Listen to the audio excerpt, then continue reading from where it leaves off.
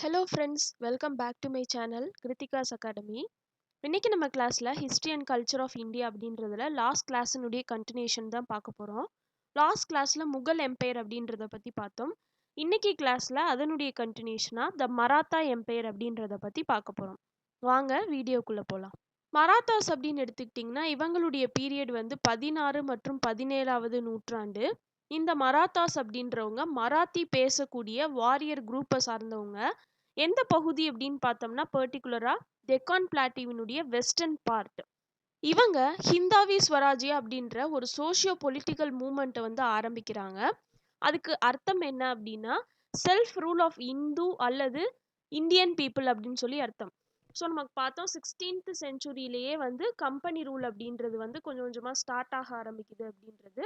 East India company அப்படின்ற பேரில் வந்து அவங்க வராங்க. அண்ட் தென் நிறைய ஆக்ட்ஸ் அண்ட் ரெகுலேஷன்ஸ் அப்படின்றது வந்து அவங்க வந்து கொண்டு வராங்க. ஸோ இதன் மூலமாக கொஞ்சம் கொஞ்சமாக பிரிட்டிஷ் ரூல் அப்படின்றது வந்து இந்தியாவில் எஸ்டாப்ளிஷ் ஆகிட்டே இருக்குது. ஸோ அதை அப்போஸ் பண்ணுற விதத்தில் இவங்க என்ன பண்ணுறாங்கன்னா ஹிந்தாவி ஸ்வராஜ்யா அப்படின்ற ஒரு சோஷியோ பொலிட்டிக்கல் மூமெண்ட்டை வந்து ஆரம்பிக்கிறாங்க. ஸோ இந்த எம்பையர் அப்படின்றது வந்து சிவாஜியுடைய கொரோனேஷன் மூலமாக ஃபார்மலி எக்ஸிஸ்ட் ஆகுது. அண்ட் இது எப்போ எண்ட் ஆகுது அப்படின்னு பார்த்தோம்னா பெஷ்வா பாஜிராவ் டூ அப்படின்றவருடைய டிஃபீட்டுக்கு அப்புறம் இந்த மராத்தா எம்பையர் அப்படின்றது வந்து எண்ட் ஆகுது. இந்த மராத்தா பீப்புள் அப்படின்னு பார்த்தோம்னா இவங்க வந்து மவுண்டேனியஸ் அண்ட் டென்ஸ் ஃபாரஸ்ட் ரீஜியனை சார்ந்தவங்க. ஸோ அதனால இவங்க வந்து ஒரு பிரேவான சோல்ஜர்ஸாக இருந்திருக்காங்க. அண்ட் இவங்களுடைய வார்ன்னு எடுத்துக்கிட்டோம்னா அவங்க யூஸ் பண்ண டாக்டிக்ஸ் வந்து கொரில்லா அப்படின்றது, விச் மீன்ஸ் மறைந்திருந்து தாக்கக்கூடியது. ஆல்ரெடி நம்ம பார்த்தோம் ஃபர்ஸ்ட் பேட்டில் ஆஃப் பானிபட் அப்படின்றது வந்து பாபருக்கும் இப்ராஹிம் லோடிக்கும் இடையே நடந்தது. அவங்க யூஸ் பண்ண அந்த டாக்டிக்ஸ் உடைய நேம் கேட்டாங்கன்னா துலுக்மா. ஸோ இவங்க அடாப்ட் பண்ண டாக்டிக்ஸ் என்ன அப்படின்னா கொரில்லா அப்படின்றது. அண்ட் இவங்க மவுண்டெயின்ஸ்ல நிறைய கோட்டைகள் அப்படின்றது வந்து கட்டியிருந்தாங்க. இந்த மராத்தாஸ் அப்படின்றவங்க டெக்கான் சுல்தானேட்ஸான பீஜப்பூர், அஹ்மது நகர் இந்த மாதிரியான சுல்தானேட்ஸ்ல அவங்களுடைய அட்மினிஸ்ட்ரேட்டிவ் அண்ட் மிலிட்ரி சிஸ்டத்துல முக்கியமான பொசிஷனை ஆக்குபை பண்ணியிருந்திருக்காங்க. இவங்களுடைய காயின்ஸுக்கு பேர் என்ன அப்படின்னா சிவ்ராய் அப்படின்னு சொல்லி சொல்றாங்க. ஸோ சிவாஜி அப்படின்றவர் தான் இந்த மராத்தா கிங்டம் அப்படின்றதனுடைய ஃபவுண்டர். இவர் வந்து 1627 இருந்து 1680 ஏடியை சார்ந்தவர். இவர் பிறந்தது சிவ்நகர் அப்படின்ற பிளேஸ், மகாராஷ்டிரால தானே அப்படின்ற டிஸ்ட்ரிக்டை சார்ந்தது இது. இந்த சிவ்நகர் அப்படின்றது அந்த காலத்துல பீஜப்பூர் சுல்தானேட்டுக்கு கீழே இருந்துச்சு. ஸோ இந்த மேப்ல பார்த்தீங்கன்னா தெரியும், இது வந்து அஹ்மது நகர் அப்படின்ற சுல்தானேட் கீழே வரும், இது வந்து பீஜப்பூர் சுல்தானேட்டுக்கு கீழே வரும். ஸோ இந்த பீஜப்பூர் சுல்தானேட்டுக்குள்ளே தான் இந்த சிவ்நகர் அப்படின்றது வந்து இருந்திருக்கு. அந்த சிவ்நகர்ல 1627 ஏடியில பிறந்திருக்காரு. இவருடைய ஃபாதர் பேர் என்ன அப்படின்னா ஷாஜி போன்ஸ்லே, இவங்க அம்மா பேர் வந்து ஜீஜாபாய். இவருடைய கார்டியன் பேர் என்ன அப்படின்னா தாதாஜி கொண்டதேவ் அப்படின்றது. ஸோ இந்த 3 நேமே ரொம்ப முக்கியமானது. இவருடைய அரசாட்சி காலம் பார்த்தோம்னா 1674 இருந்து 1680 ஏடி வரைக்கும். இவர் ஹிந்து மதத்தை சார்ந்தவர். இவருக்கு அப்புறம் யார் சக்சஸரா இருந்திருக்காங்க அப்படின்னா இவருடைய பையனான சம்பாஜி அப்படின்றவங்க.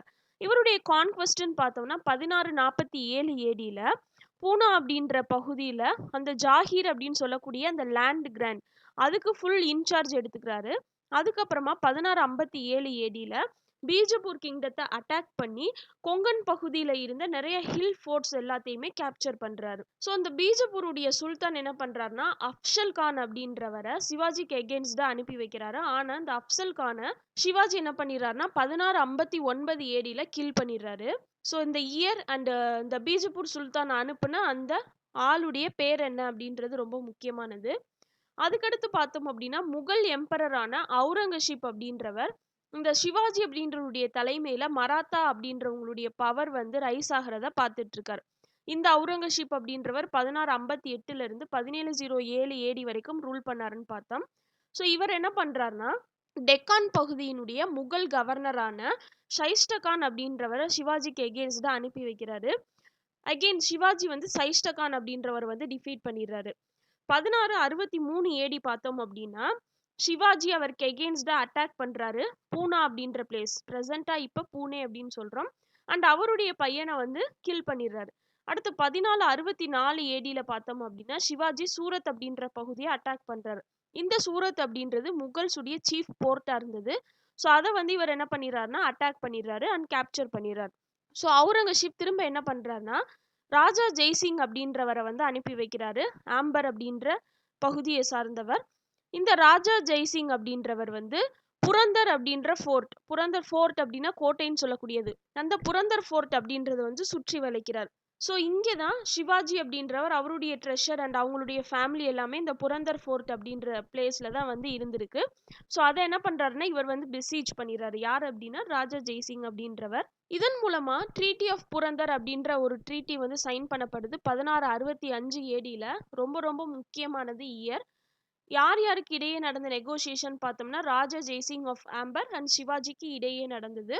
ஸோ இந்த ட்ரீட்டி என்ன சொல்லுது அப்படின்னு பார்த்தோம்னா, சிவாஜி வந்து அவங்களுக்கு இருக்கக்கூடிய கோட்டைகளில் 35ல் 23 முகல்ஸுக்கு வந்து சரண்டர் பண்ணிடும். On the other hand Mughals என்ன பண்ணுவாங்க அப்படின்னா பீஜப்பூர் கிங்டத்தினுடைய சர்டன் பார்ட்ஸை வந்து வச்சுக்கிறதுக்கான அந்த ரைட்ஸை வந்து சிவாஜிக்கு வந்து கொடுக்குறாங்க. அண்ட் சிவாஜியினுடைய மைனர் சன்னான சம்பாஜி அப்படின்றவங்களுக்கு மன்சாப் ஆஃப் 5000 அப்படின்றத கிராண்ட் பண்ணுறாங்க. ஸோ அந்த மன்சாப் அப்படின்றத பற்றி மன்சப்தாரி அப்படின்ற சிஸ்டம் பற்றி பார்க்கும்போது பார்த்தோம், ஒவ்வொரு அஃபீஷியலுக்கும் அசைன் பண்ணக்கூடிய அந்த ரேங்கிங்கை தான் மன்சாப் அப்படின்னு சொல்லி சொல்கிறாங்க. லோவஸ்ட் டு ஹையஸ்ட் அப்படின்றது இருந்துச்சு. ஹையஸ்ட் ஆஃப் ரேங்கிங்கை வந்து சிவாஜியுடைய பையனான சம்பாஜிக்கு வந்து கொடுக்குறாங்க. ஸோ சிவாஜி அப்படின்றவர் ஆக்ராவை விசிட் பண்ணுறதுக்காக 1666 ஏடிக்கு போகிறாரு. அங்கே இவர் என்ன பண்ணிடுறாங்கன்னா சிறைப்படுத்திடுறாங்க. ஸோ அங்கே இருந்து பழங்கள் சப்ளை பண்ணக்கூடிய அந்த கூடையில் வந்து ஒளிஞ்சிருந்து அவர் வந்து தப்பிச்சதா வந்து சொல்லப்படுது. ஸோ அதுக்கப்புறமா 4 வருஷம் என்ன பண்ணுறாருன்னா அவர்களுக்கு எகெயின்ஸ்டாக ஃபைட் பண்ணுறதுக்கு மிலிட்ரி ப்ரிப்பரேஷன்ஸ் வந்து பண்ணுறாரு. ஸோ 1670 ஏடியில் சூரத் அப்படின்றத 2வது முறையாக என்ன பண்ணுறாருன்னா பிளண்டர் பண்ணிடுறாரு. ஸோ இவருடைய கொரோனேஷன் பார்த்தோம்னா 1674 AD, very very important year. So இவருக்கு சத்ரபதி அப்படின்ற டைட்டில் வந்து கொடுக்கப்படுது. அண்ட் ஜிஞ்சி அண்ட் வெள்ளூர் பகுதிக்கு எகெயின்ஸ்டாக படையெடுத்து போய் அதை கேப்சர் பண்ணிட்டு வராரு. ஸோ அந்த படையெடுப்பு முடிச்சுட்டு வந்ததுக்கு அப்புறம் பார்த்தோம் அப்படின்னா 1680 ஏடியில் வந்து இறந்து போயிடுறாரு. இவங்களுடைய அட்மினிஸ்ட்ரேஷன் அப்படின்னு பார்த்தோம்னா சிவாஜிக்கு அசிஸ்டன்ஸ் பண்ணுறதுக்காக அஷ்டபிரதான் அப்படின்ற கவுன்சில் ஆஃப் மினிஸ்டர்ஸ் இருந்தாங்க. அங்கே விஜயநகர் அப்படின்னு எடுத்துக்கிட்டோம்னா அஷ்டதிகாஸ்ன்றவங்க இருந்தாங்கன்னு பார்த்தோம். இங்கே பார்த்தோம் அப்படின்னா அஷ்டபிரதான் அப்படின்றவங்க யார் யார் அப்படின்னா பெஷ்வா, சேனாபதி, அமத்யா, வாக்வினாவிஸ், சச்சிவ், சுமந்தா, நியாயதிஷ் அண்ட் பண்டிதராவ் அப்படின்றவங்க. பெஷ்வா அப்படின்றவங்க வந்து ஃபினான்ஸ் அண்ட் ஜென்ரல் அட்மினிஸ்ட்ரேஷன் பார்த்துக்கிட்டு இவங்க லேட்டராக பிரதம மந்திரியாக இருந்திருக்காங்க. சேனாபதி அப்படின்றவங்க மிலிட்ரியினுடைய கமாண்டராக இருந்திருக்காங்க. அமத்யா அப்படின்றவங்க அக்கௌண்டன்ட் ஜென்ரலாக இருந்திருக்காங்க. வாக்வினாவிஸ் அப்படின்றவங்க வந்து intelligence, post and house hold affairs வந்து பார்த்துக்கிட்டாங்க. சச்சிவ் அப்படின்றவங்க கரஸ்பாண்டன்ஸ், டிபார்ட்மெண்ட் ஆஃப் கரஸ்பாண்டன்ஸாக இருந்திருக்காங்க. அண்ட் சுமந்தா அப்படின்றவங்க வந்து மாஸ்டர் ஆஃப் செரிமோனிஸாக இருந்திருக்காங்க. ஜஸ்டிஸ் அப்படின்றது வந்து நியாயாதீஷ் அப்படின்றவங்க பார்த்துக்கிட்டாங்க. அண்ட் பண்டிதராவ் அப்படின்றவங்க ரிலீஜியஸ் அட்மினிஸ்ட்ரேஷனுக்கு ஹெட்டாக இருந்திருக்காங்க. ஸோ இந்த மாதிரி 8 மினிஸ்டர்ஸ் வந்து சிவாஜிக்கு அசிஸ்டன்ஸ் பண்ணுறதுக்காக இருந்திருக்காங்க.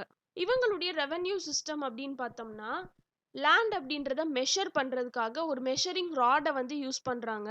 இப்போ நம்ம இன்ச் டேப் இந்த மாதிரிலாம் யூஸ் பண்ணுறோம்ல, ஸோ அந்த மாதிரி மெஷரிங் ராட் வந்து அவங்க அந்த காலத்தில் யூஸ் பண்ணியிருக்காங்க. அதுக்கு பேர் கதி அப்படின்றது. என்னென்ன மாதிரியான லேண்டை வந்து இவங்க வந்து மெஷர் பண்ணியிருக்காங்கன்னா Bedi fields, garden lands and hilly tracks இந்த மாதிரியான ஏரியாஸை. ரெவென்யூ அஃபீஷியல்ஸை வருவாய் அப்படின்றத வந்து பார்த்துக்கக்கூடிய அந்த அஃபீஷியல்ஸுடைய பேர் என்ன அப்படின்னா கார்குன்ஸ் அப்படின்றவங்க. டாக்ஸஸ் அப்படின்னு பார்த்தோம்னா very very important. 2 type of taxes, Chauth and சர்தேஸ் முகின்னு 2 வரிகள் வந்து வசூல் பண்ணியிருக்காங்க. இந்த சவுத் அப்படின்றது லேண்ட் ரெவென்யூவில் 1/4 பே பண்ணக்கூடியது. இது வந்து மற்றவங்க வந்து மராத்தாஸ்க்கு வந்து பே பண்ணுறாங்க. எதுக்காக அப்படின்னா மராத்தாஸ் தங்களுடைய டெரிட்டரிக்கு எகெயின்ஸ்டாக இன்வைட் பண்ணி வராமல் அவங்களுடைய படையெடுப்பை தடுக்கிற விதத்தில் அவங்களுக்கு இந்த ரெவென்யூ அப்படின்றது கொடுக்கப்பட்டிருக்கு. இது முக்கியமாக பார்த்தோம் அப்படின்னா டெக்கான் சுல்தானேட்ஸ் அண்ட் முகல் டெரிட்டரியில் இருந்தவங்க வந்து பே பண்ணியிருக்காங்க. அண்ட் சர்தேஷ் முக்கின்னு பார்த்தோம்னா அந்த லேண்ட்ஸில் அடிஷ்னலாக லெவி பண்ணக்கூடிய 10% டேக்ஸ் தான் சர்தேஷ் முக்கி அப்படின்றது. மிலிட்ரி அப்படின்னு எடுத்துக்கிட்டோம்னா இவங்களுடைய ரெகுலர் ஆர்மியில் 30,000 to 40,000 கேவல்ரி அப்படின்றது இருந்திருக்கு, குதிரைப்படை அப்படின்றது. இதை சூப்பர்வைஸ் பண்ணுறதுக்கு ஹவைல்தர்ஸ் அப்படின்றவங்க வந்து அப்பாயிண்ட் பண்ணப்பட்டிருக்காங்க. அவங்களுக்கு ஃபிக்ஸடாக இதான் சேலரி அப்படின்னு சொல்லி ஃபிக்ஸ் பண்ணி வச்சுருந்துருக்காங்க. இவங்களுடைய கோட்டைகள்னு பார்த்தோம்னா கிட்டத்தட்ட சிவாஜிக்கு 240 ஃபோர்ட்ஸ் இருந்ததாக சொல்லப்பட்டிருக்கு. ஒவ்வொரு கோட்டையிலையும் ஈக்குவல் ரேங்க்ல இருக்கக்கூடிய 3 ஆஃபீஸர்ஸை வந்து இன்சார்ஜாக போட்டிருக்காங்க. எதுக்காக அப்படின்னா எந்த ஒரு சூழ்ச்சியும் நடந்துடாமல் இருக்கணும் அண்ட் எந்த ஒரு நம்பிக்கை துரோகமும் நடந்துடாமல் இருக்கணும், அதை பற்றி கண்காணிக்கிறதுக்காக 3 ஆஃபீஸர்ஸை வந்து இவர் வந்து அப்பாயிண்ட் பண்ணியிருக்காரு. ஸோ அந்த மேப்பில் பார்த்தா தெரியும், இது வந்து சிவாஜியினுடைய டெரிட்டோரிஸாக இருந்தது. அண்ட் இது வந்து மகாராஷ்டிரா அப்படின்ற பகுதி. ஸோ இந்த பிளேஸ் பார்த்தோம் அப்படின்னா கல்யாண், ரைகர், சத்தாரா, ரத்னகிரி, கோவா அந்த மாதிரியான பகுதிகள்லாம் இருக்கு. ஸோ இந்த கல்யாண், ராஜ்கர், சத்தாரா, ரத்னகிரி இதெல்லாமே வந்து சிவாஜியினுடைய டெரிட்டோரிஸ்குள்ள இன்க்ளூட் பண்ணப்பட்டிருக்கு. அண்ட் இங்க பார்த்தீங்கன்னா தெரியும் ஜிஞ்சி, வெள்ளூர் ஆகிய பகுதிகள். ஸோ இதை தான் படையெடுத்து போய் இதை என்ன பண்ணிடுறாரு அப்படின்னா வெற்றி கண்டாருன்னு பார்த்தோம். இங்க இருந்து திரும்ப அவங்க ரிட்டர்ன் போகும்போது தான் அவர் வந்து 1680 ஏடியில் இறந்து போயிடுறாருன்னு பார்த்தோம். ஸோ சக்சஸர்ஸ் ஆஃப் சிவாஜின்னு பார்த்தோம்னா சம்பாஜி, ராஜாராம் அப்படின்னு சொல்லி 2 பேர். சம்பாஜியை வந்து முகல்ஸ் வந்து கேப்சர் பண்ணி எக்ஸிக்யூட் பண்ணிடுறாங்க அவருடைய இறப்புக்கு அப்புறம். வேறஸ் ராஜாராம் அப்படின்றவங்கள தப்பிச்சு போக அலோ பண்ணிடுறாங்க. ஸோ அவுரங்கசீப் அப்படின்றவர் 1707 இறந்து போயிடுறாரு. ஸோ முகல் எம்பையர்ல அவுரங்கசீப்புடைய இறப்புக்கு அப்புறம் பார்த்தோம் அப்படின்னா அவருக்கு அப்புறம் வந்த ரூலரான முதலாம் பகதூர் ஷா அப்படின்றவர் சம்பாஜியினுடைய பையனான ஷாஹு அப்படின்றவர் வந்து ரிலீஸ் பண்ணிடுறாரு. இந்த சம்பாஜி அப்படின்றவர் வந்து சிவாஜியினுடைய பையன். இந்த சம்பாஜியினுடைய பையன் ஷாஹு. ஸோ ஷாஹு அப்படின்றவர் சிவாஜியினுடைய கிராண்ட்சன், பேரனா வந்து இருப்பார். ஸோ இந்த ரிலீஸ்க்கு அப்புறம் ஷாஹு அப்படின்றவர் வந்து மராத்தா த்ரோனை வந்து கிளைம் பண்ணிக்கிறாரு. அண்ட் ஷாஹு அப்படின்றவர் பாலாஜி விஸ்வநாத் அப்படின்றவரை வந்து பெஷ்வாவா வந்து அப்பாயிண்ட் பண்றாரு. ஸோ இதன் மூலமா பெஷ்வா எரா அப்படின்றது வந்து ஸ்டார்ட் ஆக ஆரம்பிக்குது. 1713 இருந்து 1818 ஏடி வரைக்கும் இந்த பெஷ்வா எரா அப்படின்றது வந்து இருக்கு. ஸோ பெஷ்வாஸ் அப்படின்றவங்க வந்து ஜென்ரல் அட்மினிஸ்ட்ரேஷன் பார்த்துக்கிட்டவங்களா இருந்தாங்க. லேட்டர் வந்து பிஎம் ஆனாங்கன்னு சொல்லி பார்த்தோம். ஸோ அதன்படி பார்த்தோம் அப்படின்னா ஃபர்ஸ்ட் பெஷ்வா யாருன்னா பாலாஜி விஸ்வநாத் அப்படின்றவர் 1713 இருந்து 1720 ஏடி வரைக்கும். இவருடைய கேரியரை ஸ்மால் ரெவென்யூ அஃபீஷியலாக தான் ஆரம்பிச்சிருக்காரு. இவர் வந்து சிவில் வார்ல வந்து இம்பார்ட்டண்ட்டான ரோல் வந்து பிளே பண்ணியிருக்காரு. அண்ட் ஷாஹு அப்படின்றவரை மராத்தா பகுதியினுடைய ரூலரா வந்து இவர் என்ன பண்றாருன்னா அப்பாயிண்ட் பண்றாரு. அப்போ முகல் எம்பரரா இருந்த ஃபருக்ஷியார் அப்படின்றவர் வந்து ஷாஹு அப்படின்றவரை வந்து மராத்தா கிங்கா ரெகக்னைஸ் பண்ணி அவரை வந்து அவங்களுடைய 6 முகல் ப்ரொவின்சஸ்ல, அதாவது கர்நாடிக் மற்றும் மைசூர் மாதிரி இருக்கக்கூடிய 6 முகல் ப்ரொவின்சஸ்ல சவுத் அண்ட் சர்தேஷ் முக்கி ஆகிய டாக்ஸஸ் கலெக்ட் பண்றதுக்கு அனுமதி அளிக்கிறாரு. ஸோ கர்நாடிக் அப்படின்னு எடுத்துக்கிட்டோம்னா இது வந்து ஈஸ்டர்ன் காட்ஸ் அண்ட் வெஸ்டர்ன் காட்ஸ்க்கு இடைப்பட்ட அந்த பெனின்சுலார் சவுத் இந்தியா ரீஜியன் தான்.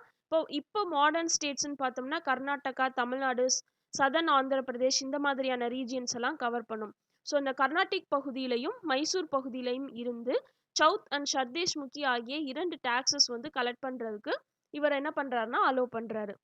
நெக்ஸ்ட் பார்த்தோம் அப்படின்னா முதலாம் பாஜிராவ் அப்படின்றவர் 1720 இருந்து 1740 ஏடி வரைக்கும். இவர் வந்து பாலாஜி விஸ்வநாத்துடைய எல்டெஸ்ட் சன், மூத்த மகன் தான் இவர். இவருடைய ஃபாதருக்கு அப்புறம் 20 வயசுல இவர் பெஷ்வாவா வந்து அரியணை ஏறுறாரு. இந்த மராத்தா அப்படின்றவங்களுடைய பேரும் புகழும் இவருடைய காலத்துல சிறந்து விளங்குது. ஒவ்வொரு மராத்தா சீஃப்ஸ்க்கும் ஒரு டெரிட்டரியை வந்து அசைன் பண்றாங்க. ஸோ அவங்க வந்து அட்டானமஸா சுயேட்சையா வந்து அந்தந்த பகுதிகளை வந்து ஆட்சி பண்ணிட்டு இருக்காங்க. இவருக்கு அப்புறம் வந்தது யார் அப்படின்னா பாலாஜி பாஜிராவ் அப்படின்றவர் 1740 இருந்து 1761 ஏடி வரைக்கும். ஷாஹு அப்படின்றவர் பார்த்தோம். இந்த ஷாஹு அப்படின்றவர் சம்பாஜி அப்படின்றவருடைய பையன். ஸோ அந்த ஷாஹு வந்து நாமினேட் பண்ண சக்சஸரான ராம்ராஜா அப்படின்றவரை வந்து பாலாஜி பாஜிராவ் என்ன பண்றாருன்னா இம்ப்ரிசன் பண்ணிடுறாரு. எந்த பிளேஸ்ல அப்படின்னா சத்தாரா அப்படின்ற பகுதியில. ஸோ சத்தாரா அப்படின்றத நம்ம மேப்ல பார்த்தோம். ஸோ இதன் மூலமா மராத்தா கிங்டத்தினுடைய ஃபுல் கண்ட்ரோல் வந்து பெஷ்வாஸ்க்கு கீழே வருது. ஸோ இவருக்கு அப்புறம் வந்தது யார் அப்படின்னு பார்த்தோம்னா முதலாம் மாதவராவ் அப்படின்றவர் 1752 ஏடியில் முகல் எம்பரருக்கும் பெஷ்வாக்கும் இடையே ஒரு அக்ரிமெண்ட் வந்து சைன் பண்ணப்படுது.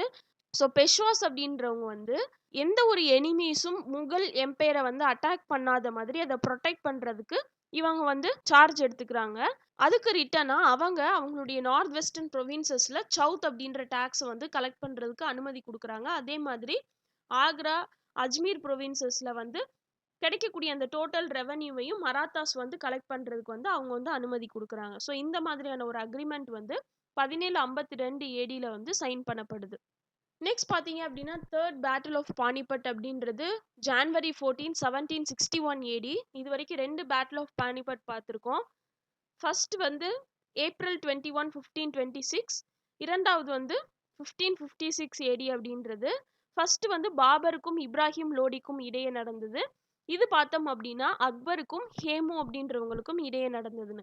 இந்த தேர்ட் பேட்டில் ஆஃப் பானிபட் அப்படின்றது வந்து ஆப்கானிஸ்தானுடைய கிங்கான அஹ்மத் ஷா அப்தலி அப்படின்றவருக்கும் மராத்தாஸ்க்கும் இடையே நடந்தது. ஸோ இந்த பானிபட் அப்படின்ற வார் வந்தாலே முகல் எம்பரர்னு ஞாபகம் வரக்கூடாது. அந்த பிளேஸ்ல நடந்த போர்னால இதுக்கு பேட்டில் ஆஃப் பானிபட் அப்படின்னு சொல்லி பேர் வருது. ஸோ ஃபர்ஸ்ட் நடந்ததுனால first battle of Panipat, second நடந்ததுனால செகண்ட், அண்ட் இது தேர்ட் நடந்ததுனால இது தேர்ட் பேட்டில் ஆஃப் பானிபட் அப்படின்னு சொல்லி சொல்றோம். இதுல மராத்தாஸ் வந்து டிஃபீட் பண்ணப்படுறாங்க. அண்ட் பாலாஜி பாஜிராவ் வந்து இந்த பேட்டில் வந்து இறந்து போயிடுறாரு. ஸோ இதன் மூலமா மராத்தா கான்ஃபெடரசி அப்படின்றது கொஞ்சம் கொஞ்சமா வீக் ஆக ஆரம்பிக்குது. ஏன் அப்படின்னா அந்த மராத்தா சீஃப்ஸ்குள்ளேயே இன்டர்னல் கான்ஃப்ளிக்ஸ் வந்து அதிகமா இருக்கு. ஸோ ஆல்ரெடி பார்த்தோம், பாஜிராவ் அப்படின்றவருடைய காலத்திலேயே ஒவ்வொரு சீஃப்ஸ்க்கும், மராத்தா சீஃப்ஸ்க்கும் ஒவ்வொரு டெரிட்டரி அசைன் பண்ணப்பட்டு அவங்க அதை அட்டானமஸா ரூல் பண்ணாங்க அப்படின்னு சொல்லி பார்த்தோம். ஸோ அவங்களுக்குள்ள ஒரு ஒற்றுமைன்றது இல்லை. இன்டர்னல் கான்ஃப்ளிக்ஸ் ஏற்பட்டதுனால இந்த மராத்தா கான்ஃபெடரசி அப்படின்றது கொஞ்சம் கொஞ்சமா வீக்கன் ஆகுது. ஸோ இந்த மேப்ல பார்த்தீங்க அப்படின்னா தெரியும், 1765ல இந்தியா அப்படின்றது வந்து பொலிட்டிக்கல் மேப் எப்படி இருந்துச்சு, 1795ல எப்படி இருந்துச்சு அப்படின்னு சொல்லி பார்க்கலாம். ஸோ இந்த ஷேடட் ரீஜியன் ஆரஞ்சு கலர்ல இருக்கக்கூடியது இது வந்து பிரிட்டிஷ் டெரிட்டரிக்குள்ள இருந்துச்சு. ஸோ இந்த நார்தர்ன் சர்க்கஸ், பெங்கால் இந்த மாதிரியான ரீஜியன்ஸ்லாம் அவங்களுடைய கண்ட்ரோல்ல இருந்துச்சு. அண்ட் இந்த எல்லோ ரீஜியன் பார்த்தீங்க அப்படின்னா இது ஹிந்து டெரிட்டரியா இருந்துச்சு. ஸோ மராத்தா டெரிட்டரி அப்படின்றது இவ்வளோ தூரம் வந்து ஸ்ப்ரெட் ஆயிருந்துச்சு. அண்ட் இந்த ரீஜியன் பார்த்தீங்க அப்படின்னா நிசாமுடைய கண்ட்ரோலில் வந்து இருந்திருக்கு. ஸோ 1795 அப்படின்னு எடுத்துக்கிட்டிங்கன்னா இங்கே பார்த்தா தெரியும் இது வந்து பிரிட்டிஷ் டெரிட்டரியாக இருந்திருக்கு. அண்ட் இந்த ப்ளூ கலர் பார்ட்ஸ் அப்படின்னு பார்த்தீங்கன்னா இந்த கர்நாடிக் பகுதி இதெல்லாம் பிரிட்டிஷ் ப்ரொடெக்டட் ஸ்டேட்ஸாக வந்து இருந்திருக்கு. ஸோ கொஞ்சம் கொஞ்சமாக இந்த பிரிட்டிஷினுடைய அந்த ரூல் அப்படின்றது வந்து இந்தியாவில் வந்து எஸ்டாப்ளிஷ் ஆகிட்டே வந்து போகுது. ஸோ இந்த ரீஜியன் அப்படின்றது நிசாமுடைய டொமினியன்ஸாக இருந்திருக்கு. ஸோ இந்த மேப்பையும் இதையும் கம்பேர் பண்ணிங்க அப்படின்னா தெரியும், இந்த மராத்தா கான்ஃபெடரசி அப்படின்றது, இந்த மராத்தா எம்பையர் அப்படின்றது வந்து எந்த அளவுக்கு வந்து ஸ்ப்ரெட் ஆகிருந்துச்சு, அதனுடைய வளர்ச்சி அப்படின்றது வந்து எந்த அளவுக்கு இருந்திருக்கு அப்படின்றத இதுல இருந்து பார்த்துக்கலாம். Next list of Maratha rulers அப்படின்னு பார்த்தோம்னா ஃபர்ஸ்ட் ஆரம்ப காலத்துல இருந்தது சிவாஜி, சம்பாஜி, ராஜாராம் அப்படின்றவங்க. அண்ட் பெஷ்வா ரூல் அப்படின்னு எடுத்துக்கிட்டிங்கன்னா ஃபர்ஸ்ட் வந்து பாலாஜி விஸ்வநாத், அவருக்கு அப்புறம் பாஜிராவ், அவருக்கு அப்புறம் பாலாஜி பாஜிராவ், அவருக்கு அப்புறம் மாதவராவ், அவருக்கு அப்புறம் நாராயணராவ் பாஜிராவ், அவருக்கு அப்புறம் ரகுநாத ராவ், அவருக்கு அப்புறம் இரண்டாம் மாதவராவ் நாராயணன், அண்ட் ஃபைனலா பார்த்தோம் அப்படின்னா இரண்டாம் பாஜிராவ் ஆகிய ரூலர்ஸ் வந்து பெஷ்வா எராஸ் அப்படின்றத வந்து சார்ந்தவங்க. ஸோ இந்தியா இன் 1805 அப்படின்றது இந்த மேப்ல பார்த்தீங்க அப்படின்னா பிரிட்டிஷ் டெரிட்டரி அப்படின்றது வந்து இந்த பீகார், பெங்கால் ஆகிய ரீஜியன்ஸ்குள்ள கன்ஃபைன் ஆயிருந்தது. கொஞ்சம் கொஞ்சமா வந்து எக்ஸ்பேண்ட் ஆக ஆரம்பிக்குது. அண்ட் இந்த ரீஜியன்ஸ்ல இந்த நார்தர்ன் சர்க்கர் ரீஜியன்ஸ்ல மட்டும் இருந்துச்சு. இங்க பாத்தீங்க அப்படின்னா இந்த மைசூர் தவிர மீதி இருக்கக்கூடிய ரீஜியன்ஸ் எல்லாத்துலயும் பிரிட்டிஷ் டெரிட்டரி அப்படின்றது வந்து எக்ஸ்பேண்ட் ஆயிருக்கு. அண்ட் இங்க மராத்தா ஸ்டேட்ஸ் அப்படின்றது வந்து இந்த நார்தர்ன் அண்ட் டெக்கான் ரீஜியன்ல ஃபுல்லா கவர் ஆகியிருந்தது. இந்த நிசாம் டொமினியன்ஸ் தவிர மீதி ரீஜியன்ஸ்ல ஷ்ரிங்க் ஆகி வந்து என்ன பண்ணிருக்குன்னா இந்த எம்பையர் அப்படின்றது வந்து கொஞ்சம் கொஞ்சமா வீக்கன் ஆக ஆரம்பிச்சிருக்கு. ஸோ இதில் பார்த்தா தெரியும், பாலாஜி விஸ்வநாத் அப்படின்றவர் வந்து ஃபர்ஸ்ட் ரூல் பண்ணியிருக்காரு. இவருக்கு கீழே பார்த்தோம் அப்படின்னா முதலாம் பாஜிராவ் அவங்களுடைய பையன். ஸோ இவருக்கு வந்து 2 ஒய்ஃப், மஸ்தானி அண்ட் காஷிபாய் அப்படின்றவங்க. பாஜிராவ் மஸ்தானி அப்படின்ற ஒரு ஹிந்தி ஃபிலிம் கூட இந்த ஹிஸ்டரியை டெபிக் பண்ற மாதிரி தான் எடுக்கப்பட்டிருக்கு. ஸோ இந்த பாஜிராவ் 1 அண்ட் மஸ்தானிக்கு பிறந்தவங்க வந்து ஷம்ஷீர் பஹ்தூர் 1. ஸோ அவங்களுக்கும் மெஹ்ரம் பாய்க்கும் பிறந்தது அலி பஹதூர் அப்படின்றவங்க. அண்ட் இந்த பாஜிராவ் 1க்கும் காஷிபாய்க்கும் பிறந்தவங்கன்னு பார்த்தோம்னா பாலாஜி பாஜிராவ் அண்ட் ரகுநாத ராவ் அப்படின்றவங்க. ஸோ இந்த பாலாஜி பாஜிராவுக்கு சில்ட்ரன் அப்படின்னு பார்த்தோம்னா விஸ்வராவ், முதலாம் மாதவராவ் அண்ட் நாராயணராவ் அப்படின்றவங்க. அண்ட் ரகுநாத ராவ் அப்படின்றவங்க பார்த்தோம் அப்படின்னா இரண்டாம் பாஜிராவ் அப்படின்றவங்க. இங்க பார்த்தீங்க அப்படின்னா சிமாஜி பிளஸ் ரக்மாபாய் அப்படின்றவங்க பிறந்தவங்க சதாசிவராவ் அப்படின்றவங்க. அண்ட் பியூபாய், அனுபாய் ஆகியவங்க இந்த பாலாஜி விஸ்வநாத் அப்படின்றவங்களுடைய சில்ட்ரனா இருந்திருக்காங்க. ஸோ ஃபர்ஸ்ட் ரூல் பண்ணது யார் அப்படின்னா பாலாஜி விஸ்வநாத், இரண்டாவது முதலாம் பாஜிராவ், மூன்றாவது அவங்களுக்கும் காஷிபாய்க்கும் பிறந்த பாலாஜி பாஜிராவ் அப்படின்றவங்க வந்து பெஷ்வாவா இருக்காங்க. அதுக்கப்புறம் பார்த்தோம் அப்படின்னா அவருடைய பையனான முதலாம் மாதவராவ் அப்படின்றவங்க ரூல் பண்றாங்க. அதுக்கப்புறம் அவருடைய இன்னொரு சன்னான நாராயண் ராவ் அப்படின்றவங்க ரூல் பண்றாங்க. அதுக்கப்புறம் பார்த்தோம் அப்படின்னா இந்த பாலாஜி பாஜிராவுடைய பிரதரான ரகுநாத ராவ் அப்படின்றவங்க வந்து ரூல் பண்றாங்க. அதுக்கப்புறம் பார்த்தோம் அப்படின்னா இந்த நாராயண ராவ் அப்படின்றவங்களுடைய பையனான இரண்டாம் மாதவராவ் அப்படின்றவங்க ரூல் பண்றாங்க. அண்ட் 8th பார்த்தோம் அப்படின்னா ரகுநாத ராவுடைய பையனான இரண்டாம் பாஜிராவ் அப்படின்றவங்க ரூல் பண்றாங்க. இந்த இரண்டாம் பாஜிராவ் அப்படின்றவர் தான் நானா சாஹிப் அப்படின்றவரை வந்து தத்தெடுத்து வளர்க்குறாரு. ஸோ அந்த நானா சாஹிப் அப்படின்றவரை பத்தி பார்ப்போம். நானா சாஹிப் அப்படின்னு எடுத்துக்கிட்டிங்கன்னா இவருடைய காலம் 1824 இருந்து 1859 ஏடி வரைக்கும். இவர் வந்து பெஷ்வா இரண்டாம் பாஜிராவுடைய அடாப்டட் சன், தத்தெடுத்து வளர்க்கப்பட்ட பையன். இவருடைய இயற்பெயர் அப்படின்னு பார்த்தோம்னா பண்ட் அப்படின்றது. இவர் வந்து மராத்தா எம்பையருடைய இந்தியன் பெஷ்வாவா இருந்திருக்காரு, ஃபைட்டரா இருந்திருக்காரு. அண்ட் 1857 நடந்த அந்த Indian revolt, great revolt of 1857ல கான்பூர் அப்படின்ற பகுதியில வந்து இவர் வந்து அந்த ரெபலியனை வந்து லீட் பண்ணியிருக்காரு. இவர் வந்து ஈஸ்ட் இந்தியா கம்பெனிட்ட இருந்து பென்ஷன் வாங்குறதுக்கான அனுமதி அப்படின்றது வந்து கொடுக்கப்படும் அப்படின்னு சொல்லி நினைக்கிறாரு. ஆனா இவருடைய அப்பாவான இரண்டாம் பாஜிராவ் இறந்ததுக்கு அப்புறம் அந்த பென்ஷன் வந்து கண்டினியூஸா கொடுக்கறதுக்கு வந்து அந்த கம்பெனி வந்து ரெஃப்யூஸ் பண்ணுது. ஏன் அப்படின்னா இவர் வந்து அவருடைய ஒரிஜினல் சன் கிடையாது, அடாப்டட் சன் தான். ஸோ இதன் மூலமா இவர் இந்த ரிவால்ட் அப்படின்றது வந்து ஆரம்பிக்கிறாரு. அண்ட் இந்தியாவில் கம்பெனி ரூல் அப்படின்றதுல இருந்து அதுல இருந்து இண்டிபெண்டன்ஸ் அடையணும் அப்படின்னு சொல்லி நினைக்கிறாரு. இந்த கான்பூர் அப்படின்ற பகுதியை அந்த கோட்டைகளை சுற்றி காவல் காத்து கொண்டிருந்த அந்த பிரிட்டிஷ் கேரிஷன் அவங்கள வந்து சரண்டர் பண்ண சொல்லி ஃபோர்ஸ் பண்றாரு. அதுக்கப்புறம் அங்க இருந்த சர்வைவர்ஸ் வந்து எக்ஸிக்யூட் பண்றாரு. ஸோ இதன் மூலமா அந்த கான்பூர் பகுதியில கொஞ்ச நாள் வந்து இவர் வந்து கண்ட்ரோல் வச்சிருந்திருக்காரு.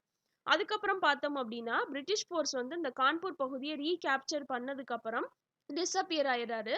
இவர் வந்து நேபாள் ஹில்ஸ்க்கு போகி சில நாட்கள்ல அவர் இறந்ததா வந்து சொல்லப்பட்டிருக்கு. ஸோ 1859 வந்து இவர் வந்து இறந்ததா வந்து என்ன பண்ணப்படுது அப்படின்னா சொல்லப்படுது. நெக்ஸ்ட் தஞ்சாவூர் மராத்தா கிங்டம் அப்படின்னு சொல்லி பார்த்தோம்னா இதனுடைய ஃபவுண்டர் வந்து வெங்கோஜி ஆர் எக்கோஜி அப்படின்றவர். இவர் வந்து தஞ்சாவூர் அப்படின்ற பகுதியை 1676 இருந்து 1683 ஏடி வரைக்கும் ரூல் பண்றாரு. இந்த வெங்கோஜி அப்படின்றது யார் அப்படின்னா சிவாஜியினுடைய ஹாஃப் பிரதர். ஹாஃப் பிரதர்னா என்ன சொல்லுவோம் அப்படின்னா ஒரே அப்பாக்கு பிறந்த 2 பசங்க. ஸோ 2 ஒய்ஃப் மூலமா பிறந்த பசங்களா இருக்கலாம், அல்லது ஒரே அம்மாக்கு 2 ஹஸ்பண்ட்ஸ் மூலமா, first husband and second husband பிறந்த பிள்ளைங்க. ஸோ இந்த மாதிரியான ரிலேஷன்ல வரவங்கள தான் ஹாஃப் பிரதர் அப்படின்னு சொல்லி சொல்லுவோம். இவங்களுடைய லாங்குவேஜா இருந்தது மராத்தி, தமிழ் மற்றும் தெலுங்கு. இவங்களுடைய கேபிட்டலா இருந்தது என்ன அப்படின்னா தஞ்சாவூர் அப்படின்ற பகுதி. ஸோ இதை ப்ரெசீட் பண்ணது யார் அப்படின்னா அழகிரி நாயக் அப்படின்றவர். ஸோ இந்த நாயக் அப்படின்றது வந்து விஜயநகர் எம்பையர்லேயே பார்த்தோம். அவங்களுடைய அந்த மண்டலங்கள்ல கவர்னரா இருந்தவரை நாயக்ஸ் அப்படின்னு சொல்லி அழைச்சாங்க அப்படின்னு சொல்லி. ஸோ இந்த தஞ்சாவூர் மராத்தாஸ் அப்படின்றவங்க அந்த தஞ்சாவூர் அப்படின்ற பகுதியை ரூல் பண்ணிட்டு இருக்காங்க. எப்படி வந்து மதுரை சுல்தானேட்ஸ் அப்படின்றவங்க வந்து டெல்லி சுல்தானேட்ஸ்ல இருந்து இண்டிபெண்டன்ஸ் அடைஞ்சு மதுரை அப்படின்ற பகுதி ரூல் பண்ணாங்களோ அந்த மாதிரி இந்த தஞ்சாவூர் மராத்தாஸ் அப்படின்றவங்க வந்து மராத்தா எம்பையரை சார்ந்தவங்க. But they are the chief rulers of Thanjavur. So இவங்க வந்து 17 மற்றும் 19ஆம் நூற்றாண்டுக்குள்ள வந்து இந்த தஞ்சாவூர் அப்படின்ற பகுதியை ஆட்சி செஞ்சுட்டு இருந்தாங்க. 1673 ஏடியில பார்த்தோம் அப்படின்னா மதுரை பிளேஸினுடைய நாயக் வந்து தஞ்சாவூர் கிங்டத்தை இன்வைட் பண்ணி வந்து இந்த தஞ்சாவூர் நாயக்ஸை வந்து துரத்தி அடிக்கிறாங்க. ஸோ அதன் மூலமா அழகிரி நாயக் அப்படின்றவர் வந்து இந்த தஞ்சாவூர் அப்படின்ற பகுதியினுடைய மன்னனா வந்து அமர்த்தப்படுறாரு. வெங்கண்ணா அப்படின்ற, அதாவது இந்த தஞ்சாவூர் எம்பையருடைய கோர்ட்ல ஒரு ஹை ரேங்கிங் அஃபீஷியலா இருந்த வெங்கண்ணா அப்படின்றவர் பீஜப்பூர் சுல்தானான ஆதில் ஷா அப்படின்றவருடைய கோர்ட்டுக்கு போய் அவருடைய ஹெல்ப்பை வந்து ரெக்வஸ்ட் பண்றாரு. ஸோ ஆதில் ஷா வந்து வெங்கோஜி அப்படின்றவரை வந்து தஞ்சாவூரை இன்வைட் பண்ணி அவங்களுடைய அந்த த்ரோனை வந்து அதை முதல்ல ஆட்சி செஞ்சாங்களோ அந்த நாயக்ஸ்ட வந்து ஒப்படைக்க சொல்லி அனுப்பி வைக்கிறாரு. வெங்கோஜி வந்து ஐயம்பேட்டை அப்படின்ற பகுதியை கான்குயர் பண்ணி அழகிரி நாயக் அப்படின்றவர் வந்து டிஃபீட் பண்றாரு. ஸோ அந்த பீஜப்பூர் சுல்தான் அப்படின்றவருடைய இறப்புக்கு அப்புறம் வெங்கோஜி தஞ்சாவூர் அப்படின்ற பகுதியினுடைய இண்டிபெண்டன்ட் கிங்கா வந்து முடிசூட்டப்படுறாரு. ஸோ இதன் மூலமா தான் இந்த தஞ்சாவூர் கிங்டம் அப்படின்றதனுடைய கிங்கா வந்து வெங்கோஜி அப்படின்றவர் வந்து அப்பாயிண்ட் பண்ணப்படுறாரு. இவருக்கு அப்புறம் வந்தது யார் அப்படின்னா முதலாம் ஷாஹூஜி அப்படின்ற மன்னன். டிக்ளைன் ஆஃப் த மராத்தாஸ் அப்படின்னு பார்த்தோம்னா பிரிட்டிஷ் பவர் அப்படின்றது வந்து கொஞ்சம் கொஞ்சமா வந்து இந்தியாவில் வந்து எஸ்டாப்ளிஷ் ஆகிட்டே வருது. ப்ரீவியஸ் ஸ்லைட்ஸில் உள்ள மேப்ஸில் வந்து எப்படி வந்து இந்த பிரிட்டிஷ் எஸ்டாப்ளிஷ்மெண்ட் அப்படின்றது கொஞ்சம் கொஞ்சமாக டெவலப் ஆகிட்டே வந்துச்சு அப்படின்னு சொல்லி பார்த்தோம். ஸோ அதனுடைய அந்த வளர்ச்சியை மராத்தாஸ்னால வந்து கட்டுப்படுத்த முடியல. இவங்களுடைய டவுன்ஃபாலுக்கு முக்கிய காரணமாக இருந்தது என்ன அப்படின்னா அந்த மராத்தா சீஃப்ஸ்குள்ளே இருந்த அந்த லேக் ஆஃப் யூனிட்டி, அவங்களுக்குள்ள ஒரு ஒற்றுமை அப்படின்றது கிடையாது. ஸ்பெஷலி பார்த்தோம் அப்படின்னா ஹோல்கர், ஸ்கிந்தியா, போன்ஸ்லே இந்த மாதிரியான சீஃப்ஸ்குள்ள இருந்த அந்த லேக் ஆஃப் யூனிட்டி. ஸோ இதன் மூலமா கம்பெனி ரூல் இன் இந்தியா அப்படின்றது வந்து எஸ்டாப்ளிஷ் ஆகுது. ஸோ இந்த மராத்தாஸ் அப்படின்றவங்களுடைய காலத்துல நடந்த முக்கியமான வார்ஸ் என்னென்ன, இம்பார்ட்டன்ட் வார்ஸ் என்னென்ன அப்படின்னு பார்த்தோம்னா, ஃபர்ஸ்ட் ஒன் முகல் மராத்தா வார் அல்லது மராத்தா வார் ஆஃப் இண்டிபெண்டன்ஸ் அப்படின்றது. இது 1680 இருந்து 1707 ஏடி வரைக்கும் 27 வருஷம் நடக்குது. இது ஆரம்பிச்சது சிவாஜியினுடைய இறப்புக்கு அப்புறம் 1680 ஆரம்பிக்குது. ஆரம்பிச்சு அவுரங்கசீப் அப்படின்றவருடைய இறப்புக்கு அப்புறம் 1707 ஏடியில வந்து ஸ்டாப் ஆகுது. ஸோ யாருக்கும் இடையே நடந்தது அப்படின்னா முகலுக்கும் மராத்தாஸ்க்கும் இடையே நடந்தது தான். இதுல மராத்தாஸ் அப்படின்றவங்கள லீட் பண்ணது யார் அப்படின்னா சம்பாஜி அப்படின்றவர். ஃபர்ஸ்ட் 9 இயர்ஸ் வந்து இவர் வந்து லீட் பண்றாரு. அதுக்கப்புறம் பார்த்தோம் அப்படின்னா ராஜாராம் அப்படின்றவர் வந்து லீட் பண்றாரு. இதுல மராத்தாஸ் அப்படின்றவங்க வந்து வெற்றி அடைகிறாங்க அவுரங்கசீப் அப்படின்ற மன்னருடைய இறப்புக்கு அப்புறம். ஸோ இதன் மூலமா த முகல் மராத்தா வார் அல்லது த மராத்தா வார் ஆஃப் இண்டிபெண்டன்ஸ் அப்படின்றது வந்து முடிவுக்கு வருது. நெக்ஸ்ட் வார் பார்த்தோம் அப்படின்னா ஃபர்ஸ்ட் ஆங்கிலோ மராத்தா வார். இது வந்து பிரிட்டிஷ் ஈஸ்ட் இந்தியா கம்பெனிக்கும் மராத்தாஸ்க்கும் இடையே நடந்த இந்த 3 வார்கள்ல ஃபர்ஸ்ட் வார் தான் இது. இது வந்து 1775 இருந்து 1782 ஏடி வரைக்கும் நடக்குது. இந்த வார் அப்படின்றது வந்து ட்ரீட்டி ஆஃப் சால்பாய் அப்படின்ற ஒப்பந்தத்தினால வந்து முடிவடையுது. இதனுடைய லொகேஷன் பார்த்தோம்னா பூனே அப்படின்ற பகுதியில் நடந்திருக்கு. இதுல யார் வெற்றி பெற்றாங்க அப்படின்னு பார்த்தோம்னா இரண்டாம் மாதவராவ் அப்படின்றவருடைய தலைமையில மராத்தாஸ் வந்து வெற்றி அடைகிறாங்க. ஸோ இதன் மூலமா அடுத்த 20 வருஷத்துக்கு இரண்டு பார்ட்டிஸ்க்கும் இடையே British East India Company and மராத்தாஸ்க்கு இடையே ஒரு பீஸ் அப்படின்றது வந்து எஸ்டாப்ளிஷ் பண்ணப்படுது. நெக்ஸ்ட் பார்த்தோம் அப்படின்னா மராத்தா மைசூர் வார் அப்படின்றது. இது மராத்தா எம்பையருக்கும் மைசூர் கிங்டத்துக்கும் இடையே நடந்தது. 1785 இருந்து 1787 ஏடி வரைக்கும். எந்த லொகேஷன்ல இது நடந்துச்சுன்னு பார்த்தோம்னா டெக்கான் பகுதியில.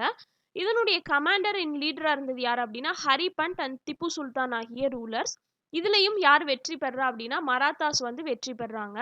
இதனுடைய முடிவு அப்படின்னு பார்த்தோம்னா ட்ரீட்டி ஆஃப் கஜேந்திரகாத் அப்படின்றது. திப்பு சுல்தான் ஆஃப் மைசூர், திப்பு சுல்தான் அப்படின்றவர் வந்து மைசூர் கிங்டத்தினுடைய ஃபேமஸ் ரூலர். இவருடைய அப்பா தான் யார் அப்படின்னா ஹைதர் அலி அப்படின்றவர். ஸோ அவர் கேப்சர் பண்ண எல்லா டெரிட்டோரிஸையும் ரிட்டர்ன் பண்ணணும். அதே மாதிரி ஆனுவல் ட்ரிபியூட்டா 1.2 மில்லியன் ருபீஸ் அப்படின்றது பே பண்ணணும். அண்ட் வாரினுடைய காஸ்டா மராத்தாஸ்க்கு திப்பு சுல்தான் வந்து 4.8 மில்லியன் ருபீஸ் பே பண்ணணும் அப்படின்ற இந்த ஒப்பந்தத்தோட இந்த மராத்தா மைசூர் வார் அப்படின்றது வந்து முடிவுக்கு வருது. நெக்ஸ்ட் பார்த்தோம் அப்படின்னா செகண்ட் ஆங்கிலோ மராத்தா வார் அப்படின்றது. இது வந்து 1803 இருந்து 1805 ஏடி வரைக்கும் சென்ட்ரல் இந்தியா பகுதியில் வந்து நடந்த வார். இதுல வந்து பிரிட்டிஷ் வந்து என்ன பண்றாங்கன்னா விக்டரி அடைஞ்சிடுறாங்க. யாருடைய தலைமையில அப்படின்னா Arthur Wellesley and James Stevenson அப்படின்றவங்களுடைய தலைமையில 2 ட்ரீட்டி வந்து கையெழுத்திடப்படுது. ஒன்று வந்து ட்ரீட்டி ஆஃப் டியோகான் அப்படின்றது 1803, இன்னொன்று ட்ரீட்டி ஆஃப் ராஜ்கத் அப்படின்றது வந்து 1805 ஏடியில் வந்து நடக்குது. நெக்ஸ்ட் பார்த்தோம் அப்படின்னா தேர்ட் ஆங்கிலோ மராத்தா வார் அப்படின்றது மராத்தாஸ்க்கும் பிரிட்டிஷ் ஈஸ்ட் இந்தியா கம்பெனிக்கும் இடையே நடந்த ஃபைனல் அண்ட் டெசிசிவ் கான்ஃப்ளிக்ட் தான் இது. ஸோ இதன் மூலமா இந்த பிரிட்டிஷ் ஈஸ்ட் இந்தியா கம்பெனி அப்படின்றது வந்து இந்தியாவில் மோஸ்ட் ஆஃப் த பார்ட்ஸை வந்து அவங்களுடைய கண்ட்ரோலுக்கு கொண்டு வந்துடுறாங்க. இது வந்து 1817 இருந்து 1818 ஏடி வரைக்கும் நடக்குது. இப்போ இருக்கக்கூடிய மகாராஷ்டிரா மற்றும் அதன் சுற்று வட்டார ரீஜியன்ஸ்ல இந்த தேர்ட் ஆங்கிலோ மராத்தா வார் அப்படின்றது நடந்திருக்கு. ஸோ பெஷ்வா பாஜிராவ் 2 அப்படின்றவருடைய டிஃபீட் காரணமா மராத்தா எம்பையர் அப்படின்றது ஃபார்மலி எண்ட் ஆகுது அண்ட் பிரிட்டிஷ் அப்படின்றவங்க வந்து அதிக அளவுல வெற்றி அடைகிறாங்க. இந்த பெஷ்வாவை என்ன பண்றாங்கன்னா கேப்சர் பண்ணி கான்பூர் அப்படின்ற பகுதிக்கு பக்கத்துல இருக்கிற பித்தூர் அப்படின்ற பிளேஸ்ல இருக்கக்கூடிய ஒரு ஸ்மால் எஸ்டேட்ல வந்து வச்சிடுறாங்க. ஸோ அவருடைய டெரிட்டோரியில மோஸ்ட் ஆஃப் த பார்ட்ஸை வந்து அனெக்ஸ் பண்ணி அதை வந்து பாம்பே பிரசிடென்சியோட சேர்த்துடுறாங்க. மெட்ராஸ் பிரசிடென்சி, பாம்பே பிரசிடென்சி இதெல்லாமே வந்து பிரிட்டிஷ் டெரிட்டோரிஸ்குள்ள இருந்தது. ஸோ அதில் பாம்பே பிரசிடென்சியில் வந்து இவருடைய டெரிட்டோரிஸ் எல்லாமே சேர்க்கப்படுது. அதே மாதிரி 1848 ஏடியில் சத்தாரா அப்படின்ற அந்த டெரிட்டோரி மேப்பில் ஆல்ரெடி பார்த்தோம் அது எங்கே இருக்குது அப்படின்றது.